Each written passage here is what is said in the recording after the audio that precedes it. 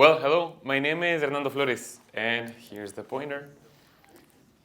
And I'm going to talk to you about something a little bit different today, different than what you've been hearing in these past few days.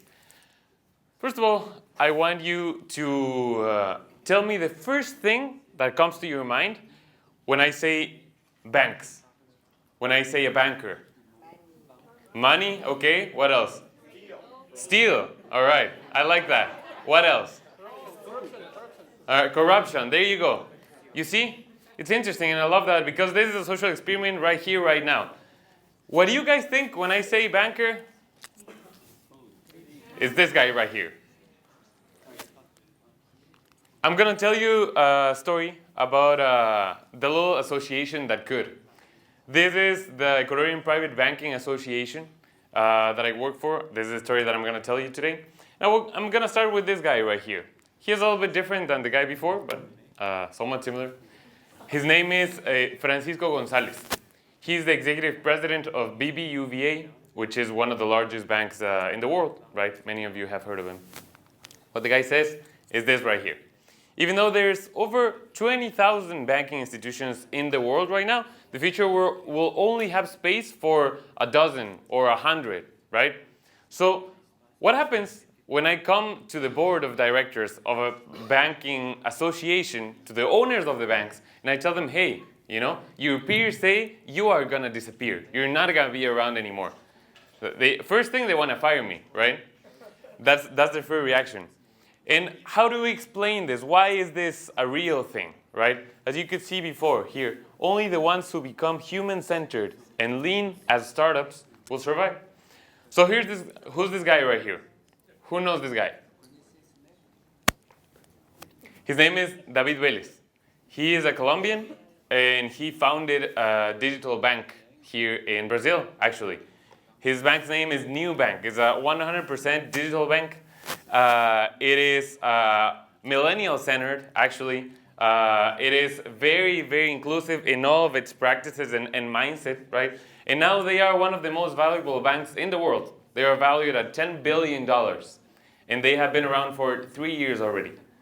So that is something that changes completely the mindset of banks, because banks have felt like they are the most important thing and nobody's going to take them down ever, right?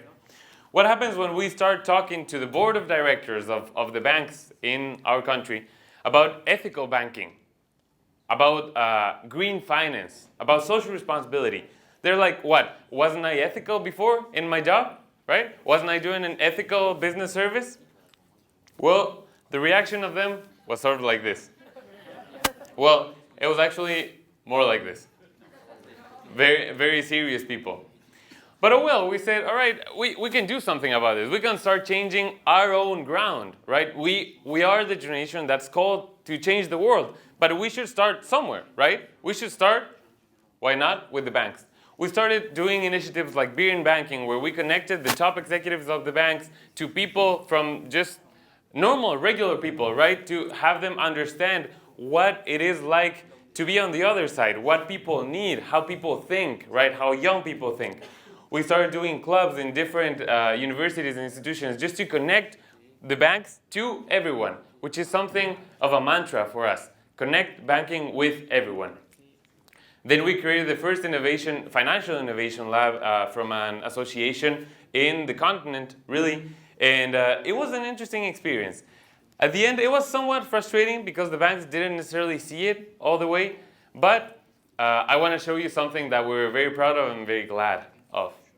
Just last week, you have all the executive presidents and CEOs of the Ecuadorian banks signing the responsible banking principles of this institution right here that you probably are familiar with.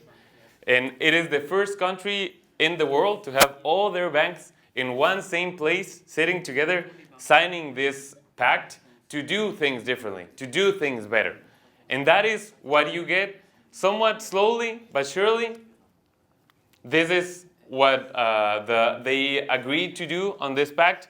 As you can see, SDGs are finally on the board for banks, which is something that you would usually not think that the first guy right here would do, right? Because we need to start changing every aspect of the society, right? We work with children, we work with the future, we also ought to change the present from wherever we are. So the new challenge that we have is Instituto de Banca y Seguros. This is an institution that has been around for 40 years already, and they have graduated over 30,000 people in the industry. And what we want to do now is to start changing things bottom up. From one person to one person, teaching them how to be more human in their own professions, in banking, in insurance. And why not, right? If we can change banking, I think we can change everything else. So, thank you.